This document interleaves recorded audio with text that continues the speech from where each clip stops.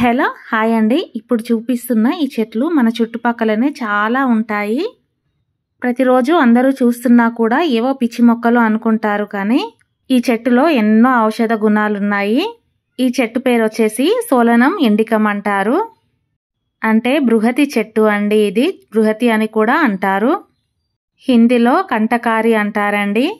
చెట్టుకి పెద్ద పెద్ద ఆకులు ఉండి ఆకుకి రెండు వైపులా ముళ్ళుంటాయి. ఇంకా కొమ్మలకు కూడా ముళ్ళుంటాయండి. ఆకులు చూసారా ఎంత పెద్దగా ఉన్నాయో, పువ్వులు చూసారా సేమ్ వంకాయ పువ్వులాగే ఉన్నాయి కదా. అందుకే దీన్ని బ్రింజల్ సోలనం ఇండికం అంటారండి. నేనైతే కొన్ని కట్ చేసుకొని తెచ్చుకున్నాను. ముళ్ళు చాలా ఉంటాయండి, పట్టుకోలేము అసలు. చూసారా ఆకులకి ముళ్ళు ఎలా ఉన్నాయో, ఆకులకి కొమ్మలకి. పండ్లేమో ఇలా ఉంటాయండి. ముందు గ్రీన్ కలర్లో కాయలుగా ఉండి పండిన తర్వాత ఎల్లో కలర్, ఆరెంజ్ కలర్ అయిపోతాయి. దీనితో తయారు చేసిన మందులను ఆయుర్వేదిక్ షాప్లలో కూడా అమ్ముతారు. ముఖ్యంగా గొంతు మరియు ఉబ్బసం వ్యాధికి మందులను తయారు చేస్తారండి. ఇంకా మన దంతాలు పుచ్చిపోయి ఉంటే దంతాల నుండి పురుగులను తీయడానికి కూడా ఉపయోగిస్తారు. ఈ ఆకులను ఎండపెట్టి పొగలాగా నోటిలో పెడితే పురుగులు అనేవి బయటకు వచ్చేస్తాయి.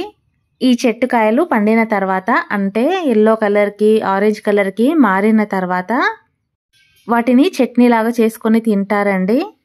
ఇంకా ఎన్నో ఔషధ మందుల తయారీలలో ఈ మొక్కలను వాడతారు. ఈ చెట్టు వేర్లు, పండ్లు, కాయలు, ఆకులు అన్నీ ఉపయోగపడతాయి.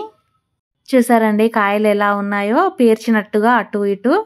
పువ్వులేమో వంకాయ పువ్వులాగే ఉంటాయండి. చెట్టు నిండా ముళ్ళతోనే ఉంటుంది చెట్టు మొత్తము. ఈ చెట్టు కొమ్మలను, ఆకులను మన వినాయక చవితి పండగ నాడు వినాయకుడికి వినాయక పత్రంలో కలిపి ఇస్తారండి. చూడండి ఎంత చక్కగా ఉన్నాయి కదా పళ్ళు.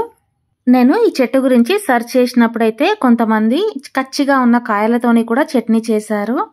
చూడండి ఈ చెట్టు పళ్ళు ఎంత క్యూట్గా ఉన్నాయి, ఆరెంజ్ కలర్లో చాలా బాగున్నాయి కదా. ఇవి గ్రీన్ కలర్లో ఉన్నప్పుడు సేమ్ టర్కీ బెర్రీ కాయల్లాగే ఉంటాయి, కానీ చిన్నగా ఉంటాయండి. టర్కీ బెర్రీ కాయలు అయితే కొంచెం పెద్దగా ఉంటాయి, బఠానీలాగా ఉంటాయి. నేనైతే ఈ చెట్టు గురించి ఇంకా వివరాలను చెప్పాలని ఒక లాంగ్ వీడియో పెట్టబోతున్నాను. మీకేమైనా ఈ చెట్టు గురించి తెలిసే కామెంట్లో చెప్పండి. నచ్చితే సబ్స్క్రైబ్ చేసుకోండి.